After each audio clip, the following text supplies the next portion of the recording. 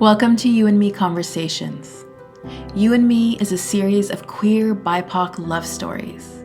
These modern entanglements are the kind of romances that make us lose sleep, love letters to the friendships we can't live without, and a celebration of our endless journeys of self-discovery. I wrote this book on a rooftop beneath the moonlight in conversation with my future self. Today, I'm in conversation with you and me. Today, I'm in conversation with the publishers of You and Me, Generous Press. Generous Press publishes lush, high-caliber romance fiction about love by brilliant queer, BIPOC, and disabled writers.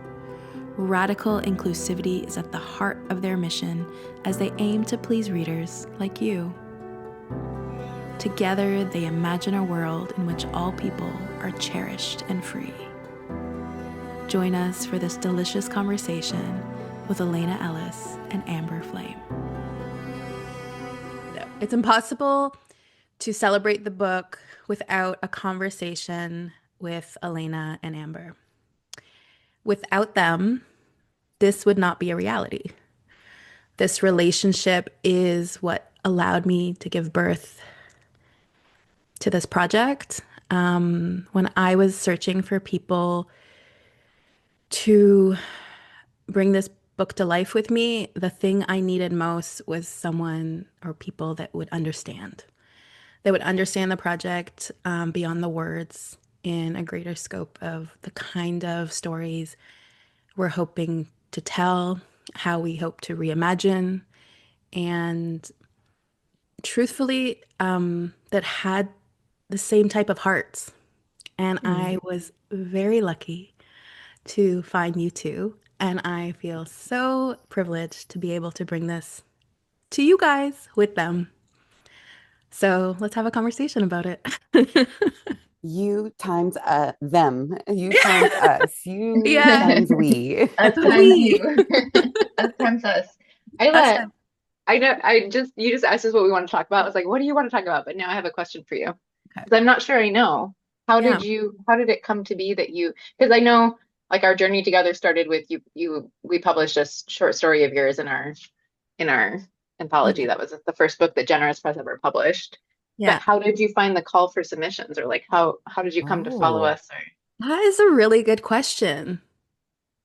because we were a newborn press when we You put were out those calls for newborn. uh-huh. submission, so it was sort of like word of mouth or nothing, or happy accident. Honestly, that is a really good question that I actually don't answer to. Oh, So I wrote three of the stories that summer before this. And through the fall and winter, I started submitting them.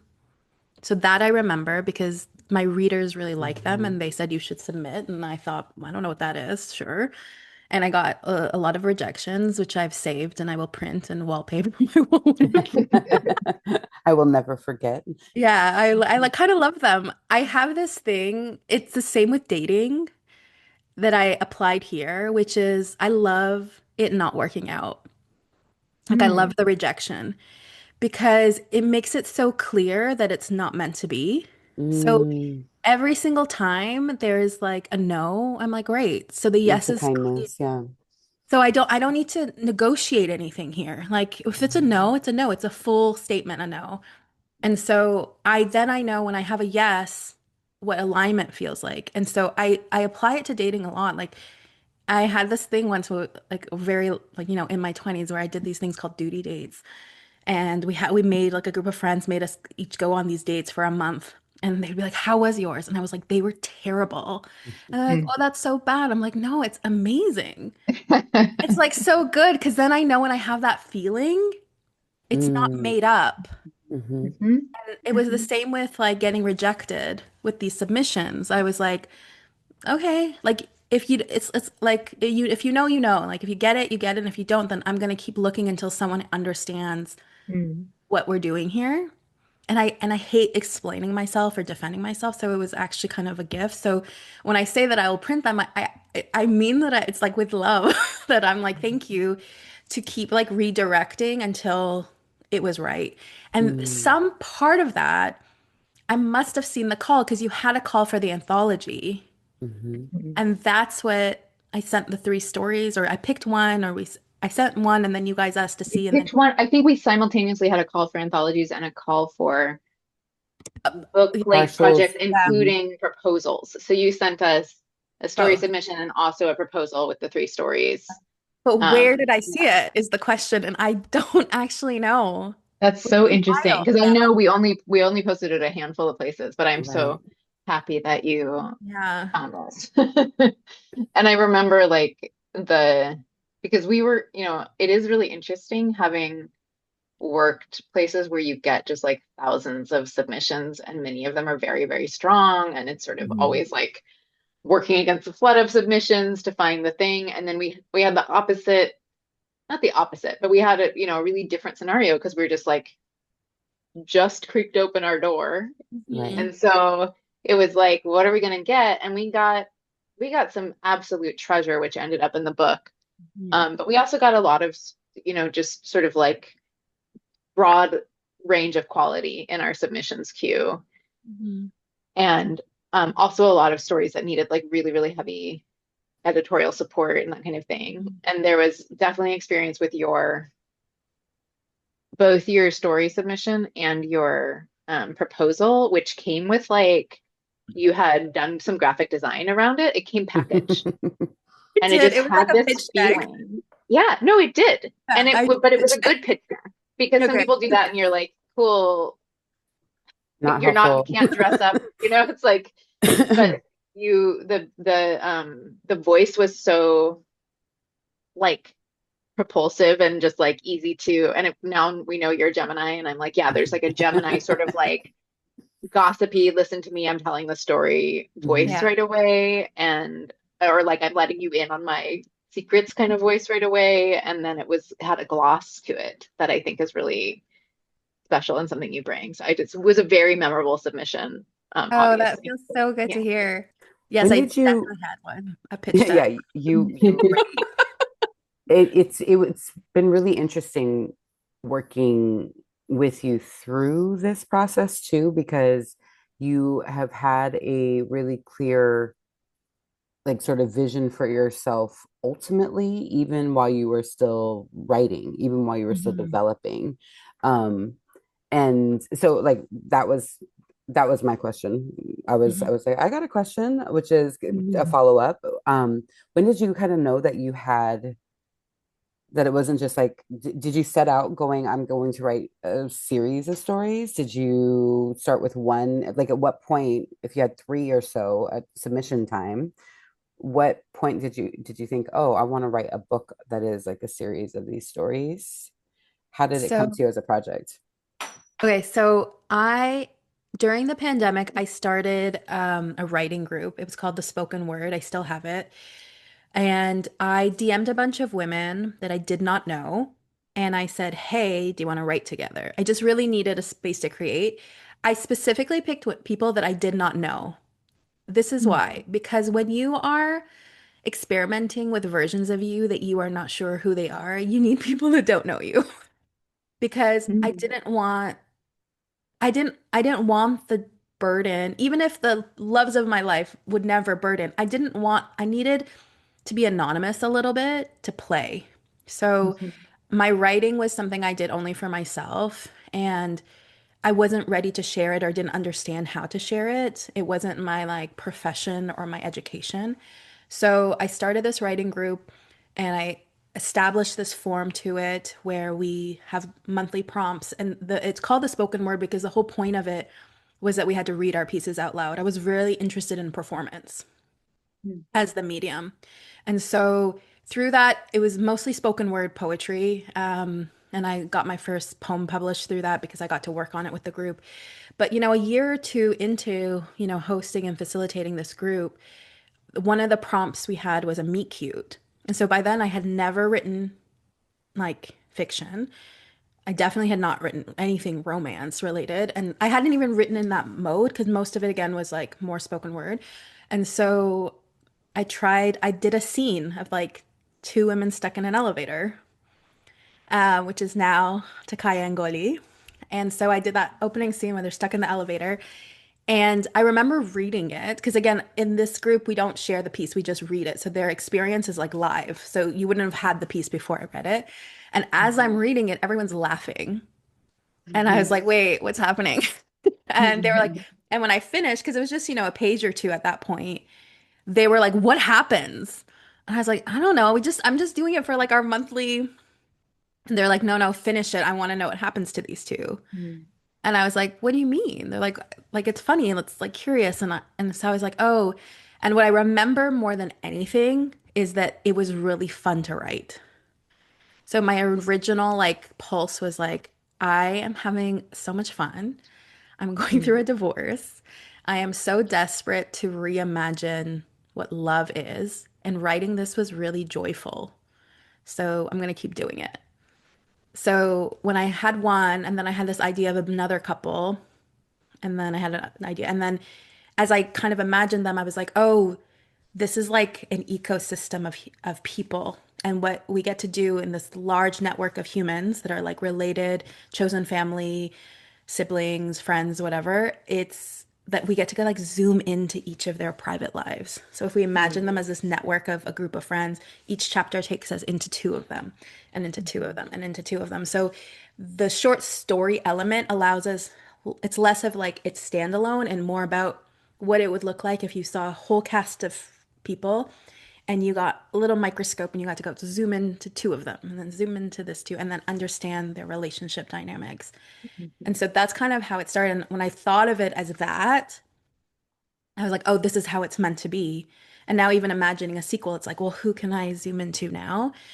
And I think because I had the privilege of a little bit of, or a lot of bit of ignorance about the genre, about writing, I kind of just did what I wanted to do, which is like get really curious about like intimate relationships and like what love looks like when we like reimagine it a little bit. So we like carry all the stuff with us, but what if we got to drive with hope and possibility? What does that look like? So it was like an experiment, I guess, that turned. And it was my readers. Honest to God, I had a group of readers, most of them who are really well versed in the romance genre and that I was not. It was them that told me to submit. I had like I it would have probably never even crossed my mind except for them who were like, "Oh, these are funny or these are like I would read these." And I was like, "You would?"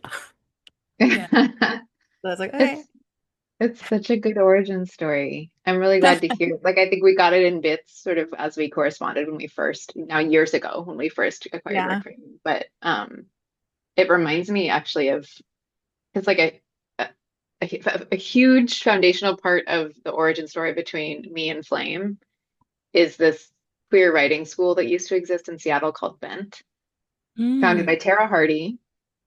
Brilliant.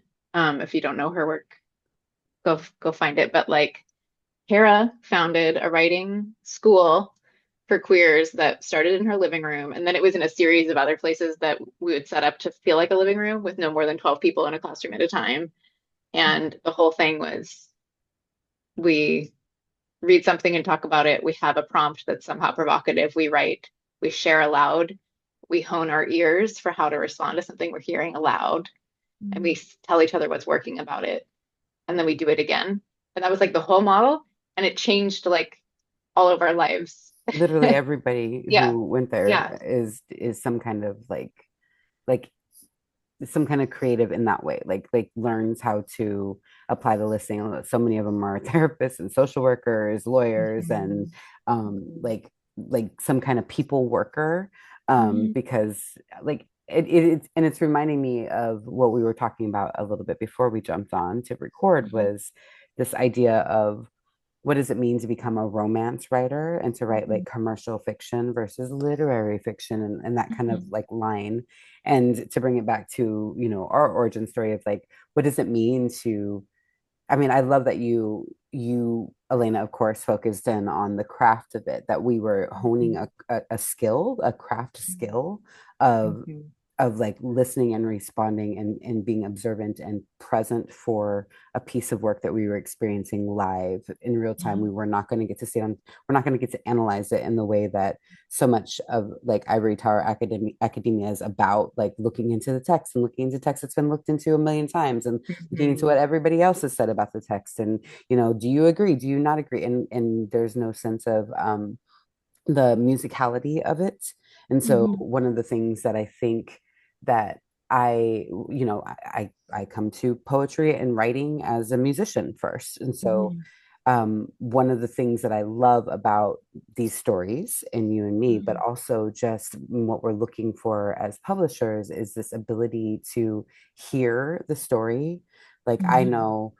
I know I've come back to Atlanta and been like, but I'm still thinking about this scene, like the way that the scene was like, and not just because it's hot, not just because it's sexy, not just because it's steamy or it's a love story or whatever, but when it catches the brain like that, when Mhm. like I'm visualizing, I'm seeing it, Mhm. it does something that it bounces between the ears differently when it Mhm. comes in that sort of like you can audibly hear it way. I'm listening to a lot more stories on audiobook. It used to put me to Mhm. sleep right away.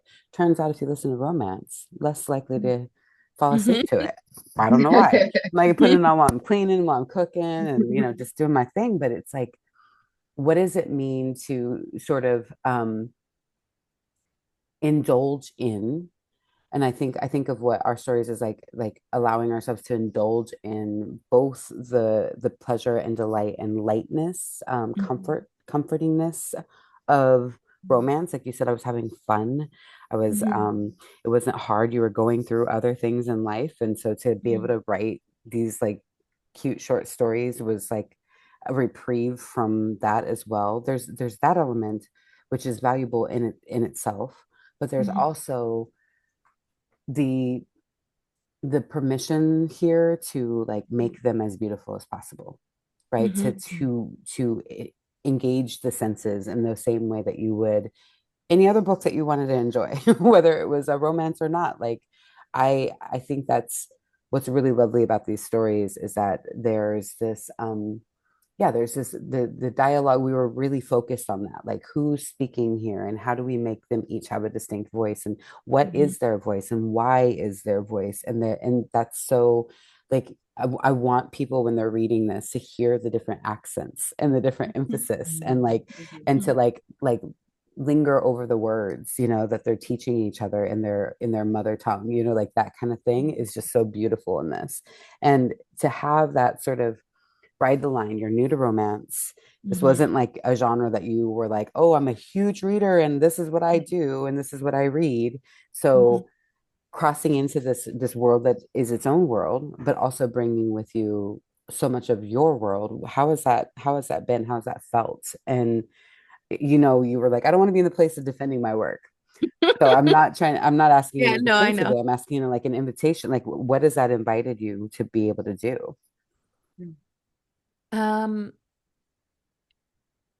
I think that I really wanted to write whole. And by that I mean like my academic background is in human rights. Like professionally, I worked in social justice. I am an immigrant. Um, I work, a lot with people learning how to have better relationships with themselves, with their teams, with each other. Like none of that was separate from me, and it's not separate from the stories either. And I was really on the quest to hold it all in tandem. I Mm, think that that is probably the biggest driver for me in how I exist, and then how I write, because I didn't want to mask. And so I want to be able to tell a story that is driven for seeking like freedom inside and out, and like loving and lusting and dreaming. And I also don't want to put aside, the crisis that are in the world internally and externally. I don't want to have to pretend that my background isn't my background, that my language isn't my language, that my food isn't my food, so that it's easier and more digestible. So I was like, how Mhm. can we do both? How can we hold the reality of like big T trauma that exists in a lot of these populations, our populations, and also not have it be the driver, not because it's not valid, but because our stories and our joy and our peace and our rest and our liberation is louder. It's more important. Like they are in the car, but the driver is us. Like, and that is valid in and of itself. And so I want to tell a story with lightness while holding all of the realities in tandem. Mhm. And so I think that that's how I kind of tackle it. Not because it's because I don't know how to do it another way. Because I'm so desperate in my own life to be whole that I wanted the story's characters to be whole as well. Mhm. That we have a character and they're falling in love and their lover is like cooking them food that reminds them of their mother who died in that same moment. Yeah. And we write to reimagine, we write for hope, we write for possibility, and we don't write to numb. Like, I don't want to numb, I want to coexist. And I want to wake up with, like, I can do this again because there's an invitation to do it another way. Like, there has to Mm. be another way. Like, we are literally existing in a dumpster fire. And I'm like, no, I want more for us. No, Mm. I want more for us. There is enough dead bodies that we have to stare at, and we have to wake up every day. What does it look like to reclaim power? And I believe that love is a way. Like I truly like deeply believe that love stories are medicine. Mm. Does that I answer the mean, question? shit. So that's and boom. I literally was about to cry. Yeah, no, seriously. Like This is I just yeah. And that really is, I think that's so beautiful. Everything you just said is so beautiful. Um, and the part that I'm like catching on at the moment is this piece you said about wanting to write whole and wanting to be whole. And there's something I love about the romance genre in general when done well. Hmm. Like often it's like someone's rejected parts get, there's a lot of parts work, whether we're calling it that or not in romance. It's true. Someone's Yeah. rejected parts are getting loved by someone eventually. And so like Mhm. that like and vice versa. And so you see actually a beautiful journey of sort of like reclamation of parts of self and like ideally the love stories about two whole people helping each other like see each other whole. And but what I love about what you just said is it's like part of the toxic compartmentalizing and fragmentation is not just like what do we banish, what aspects of ourselves do we banish in our own like individual personal histories. It's what as a culture are we turning away from, what as Mhm. cultures are we like traumatized by ancestrally and currently, like all these different things that are like you said just literally all around us. We don't have to Yeah. even look in our periphery to see. Yeah. And so like using that engine that romance does of integration and wholeness to like you're like, okay, but I see the whole thing. Like we're Yeah. gonna talk about the whole thing, or at least Yeah. touch it. Like at least know it's in the Mhm. room with us and like and the beauty too. Like Yeah. you're touching on cultural and political and personal traumas, but you're also like there's those beautiful flip sides that we all have of, Yeah. you know. So yeah. Yeah. Oh, love that. I think beauty, like I said, like beauty, romance, love are like what I call like back doors. Mhm. Activism doesn't have to always come through the front door and like barge in. You can come through the back door, start with like a barbecue, invite it in and like see how we like relate. And I Mhm. think that these are avenues, Mhm. so the only difference is that I'm very intentional in like my thinking. So when I'm describing this hotel room in LA, for example, that's one of the scenes. and you ask, more description because I like go dialogue heavy and I forget to describe the scene. And you're like, honey, what's happening? So you asked me to describe the hotel room. And so you say that. And so for the first thing I do when I look at that, I'm like, well, it's in LA. And right now there are wildfires. And part of that is because the land wasn't honored.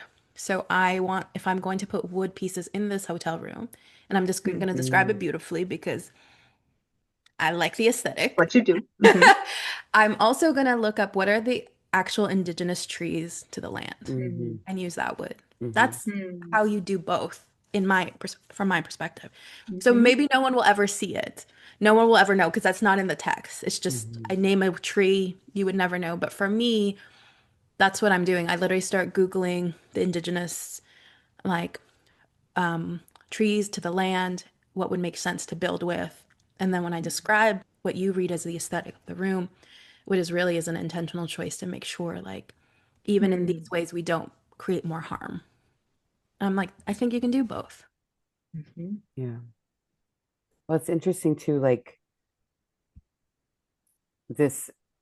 I think what is so fascinating, I just was telling Elena that I'm really, some of the books that I've been most drawn to are ones where at the end there's this author's note essentially that explains like the very rigorous amount of research and work that they put into like a historical romance or into a crime fiction or whatever it is, right?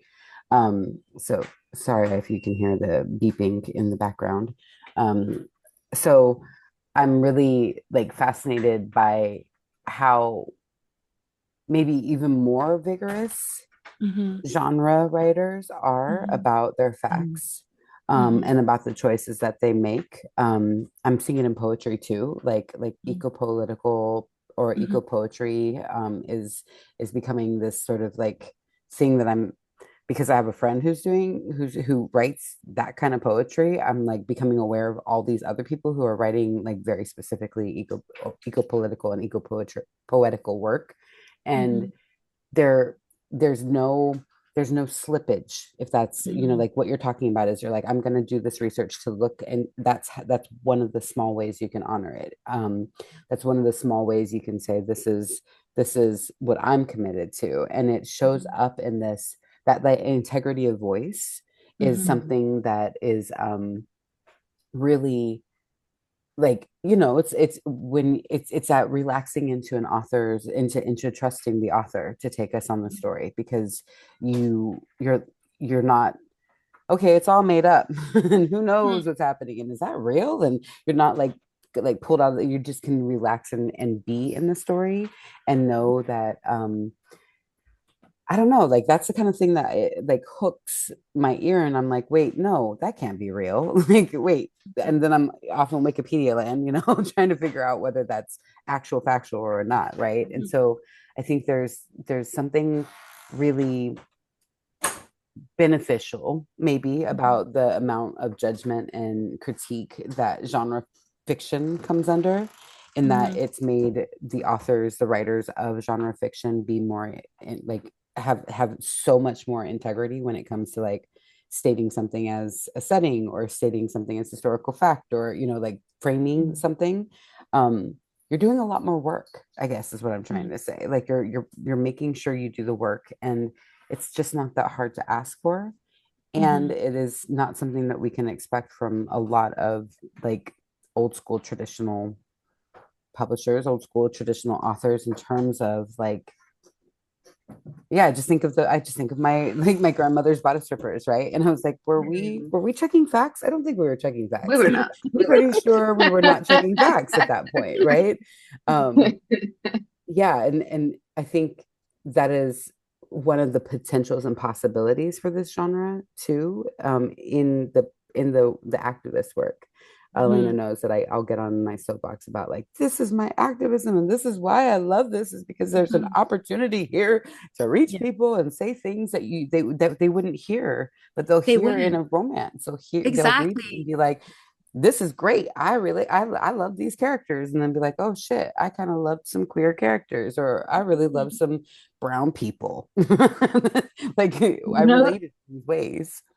what I Mhm. also love about like all of this is, so you did the like the story you just told. Like I wouldn't have, I definitely knew you put intention into how you described that hotel because I think it's also an indigenous owned hotel and like you Hmm. named it very intentionally and it's also a like bougie, beautiful, Hmm. luxurious space and even like naming the woods, Hmm. whether someone stops to think about, because we've never had this conversation before, so we didn't Yeah. know like what went into the wood, naming the woods. Yeah. But like Maybe you would. that kind of experience as a reader, in addition to like the research rigor you're talking about, Flame, there's just like, it's like, well, guess what? It's also a treat.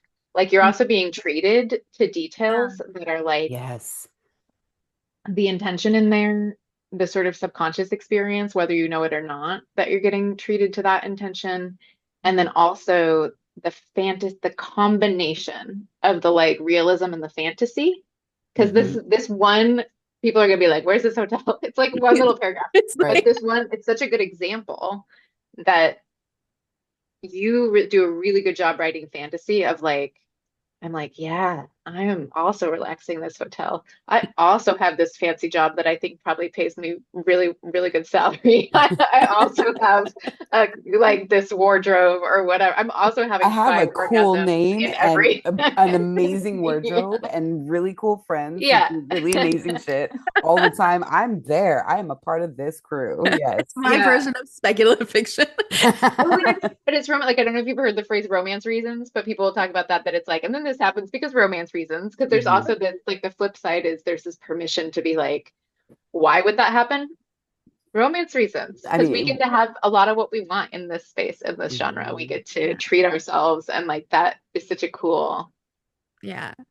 combo, I Yeah. think. Yeah. It's like, I also, it's like, this is my way of like imagining livable futures. Like, I was you just know, gonna like, say, right, like why yeah. not have a world in which we get to live that way? Like Yeah. that we get to stay in that kind of hotel. Like that's where we would spend our money and that's the intention we would make, Yeah. you know?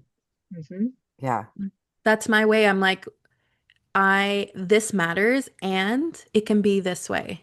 Like, that's Mm-hmm. kind of, I guess it's like the statement is like, why can't we imagine worlds in which we live in just ways and we treat each other as such and our Mhm. jobs are like that and we build things with intention. Mm-hmm. Mhm. Like, I do not subscribe to what you're selling me out here, so I'm gonna make my own. It's kind of Make like what I did here. create my own subscription. Thank you very I was much. like, I would not like that. Unsubscribe from you. This is what I want.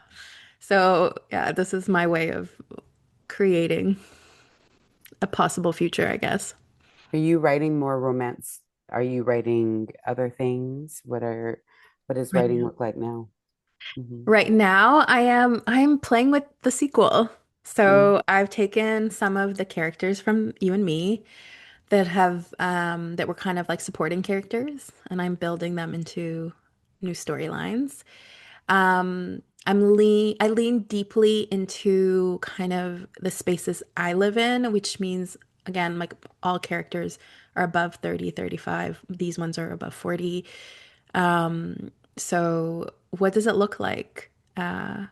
What does romance look like in these age Hmm. brackets? What if we're not all 20?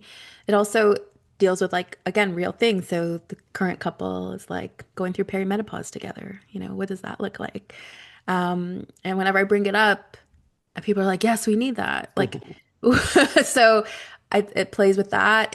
I have a couple from the first book that I will not name right now to not spoil, but one of them will be transitioning. So the couple goes through that as an individual and as a pair. So that is what's happening currently. And on the side, I think my like side writing always still goes to, I call it poetry, whatever my kind of poetry is. Um, it's like kind of like performative even in its writing. I just wrote something the other day where like it's kind of like a breakup letter and then it's like lines are redacted on Mm. purpose. Like you see them, but they're crossed through. And it's this idea because, like, in the relationship, you don't have space for your feelings. So, like, anytime Mm. she talks about her feelings, they're like crossed through. Mm. So, I play with that kind of writing. And that's kind of like my scribble pad, where, especially when you kind of stay in love. stories, there's other ideas that come, but they don't necessarily fit within like this type of narrative. So I kind of have a scribble pad usually of the discard is usually like turns out some sort of poem or um, I most of the pieces are to be performed. So I would put them in the category of spoken word because I like write with rhythm. So I hear it as a beat. So Mhm. I tend to write in ways where I can only imagine it being like said out loud. So Mhm. that is also what writing looks like on the side. Like, who do you imagine when you like look out at your readings and at your lunch parties and the various things that you'll be doing? Like, who are you hoping is finding this book? Mm. Who did you write it for That's besides a good yourself? question. That's such a good question. Yeah, when we did our tour for Someplace Generous and people read Luna and Nora there, and now it's in You and Me. When that went live and it was in an audience setting, what happened is I got like DMs and people coming to me in the signing and like saying, "This is my story. You said like what I couldn't say." And that probably was a feeling that I never realized would be such a great gift. So, because it reminded me that the stories like leave me and they are now yours and they Mm, mean something to you. So I hope the stories find who they're meant to find. I hope you mm, see yourself. I hope you feel celebrated. I hope that in all the places you felt like you had to hide or mask or be some version that was more digestible, here you don't have to be. I hope you get to be very loud about all your parts and get them celebrated. And hopefully come celebrate them with me. Um, and yeah, and I hope that they do exactly what they're meant to do is lean into the parts of you that you want to celebrate, answer some maybe questions you have, and mostly just give you permission to be yourself. Those are my Here, hopes. here. love it. Well, as your publisher, it is our duty to tell the people that this book is available for pre-order now. Mhm. Everywhere. Like Google your favorite bookstore and it may already come up as available to order. Bookshop.org for sure, it's there. Barnes and Noble, it's there. And while they're a giant corporation, it's also powerful to get books stocked with them. And so if people want to pre-order through Barnes and Noble as an activistic effort to Mhm. get this book stocked in their chain store, that's something to do. Or you can get it directly from our distributor. There's so many options, but Mhm. pre-ordering will really help the success of the book. Pre-orders generate orders from bookstores and libraries. So we are we're like counting down the months in anticipation, but you don't have to wait to press a button and make it yours and buy 10 copies for your Yes, please. And then hopefully we'll get it on a screen. yeah. Oh yeah. If you want to Call us talk about media rights. optioning, Yeah. if you Yeah, want to let's talk chat. about how to ship this around Hollywood and whatever the movie making communities are, I mean, it can be made in Canada. Heated Rivalry is made in Mhm. Canada. I mean, look what happened with Heated Mhm. Rivalry. We're ready. Just We're saying, all we really got great something to for work you. with. We don't, there's no hockey, but there is a lot of love. A lot of sexy love. There's But no there are hockey, but there's Canadians. fucking. There's Canadians and there's There's queer sex. sex. Yes, queer sex. There's definitely lots of queer sex. Yes, let's get it on the screen. Let's watch some things that represent us. Yes. Thank you. Thank Yeah. you. Thank you so much, guys.